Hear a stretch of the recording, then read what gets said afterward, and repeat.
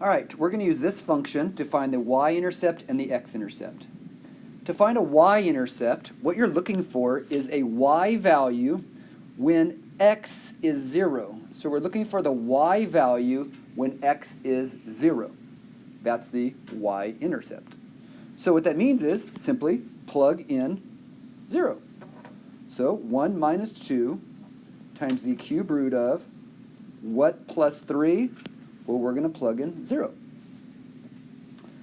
All right. Now to do that, what's this going to be? We have 1 minus 2 times the cube root of 3. The cube root of 3 is not a nice number, so will I need a calculator? Yes, I do. This is one where you have to have a calculator to crunch the number. So what does our calculator tell us this is? Our calculator will tell us that would be negative 1.9. Actually, I probably should say approximately, because it's like 1.88, but 1.9. So I could put that negative 1.9 right there. So almost negative 2. 0, negative 2 is my y-intercept. So I want an x-intercept. So that's the next question. So to get an x-intercept, I want to know x when y is 0. Oh. So let's go back to the equation and put 0 for y and solve for x.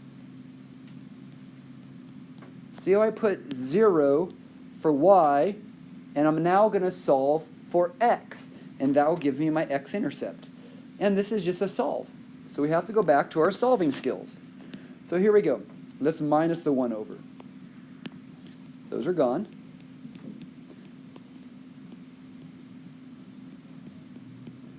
Be careful not to lose that negative right there, that little minus, that negative. People lose that a lot.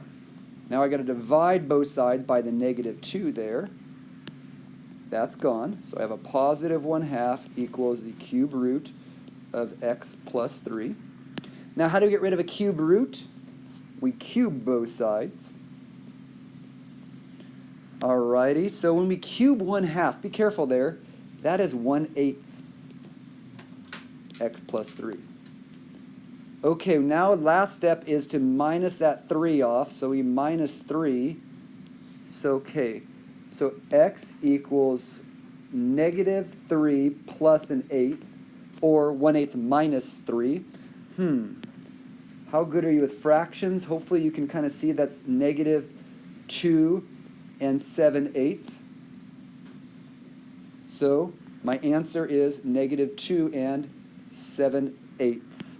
That would be your x-intercept for this particular problem. This is my y-intercept, this is my x-intercept. With those two dots, you could actually get an okay sketch of the graph. Maybe not okay sketch, you can get some idea of the graph. Now, take this all, let's take this from a whole nother approach. A whole nother approach. Could we simply have sketched this? From a sketch of this, could you approximate the y-intercept? Could you approximate the x-intercept from a simple sketching of this, which you're good at sketching? And thus, you could actually get reasonable answers with a sketch as well.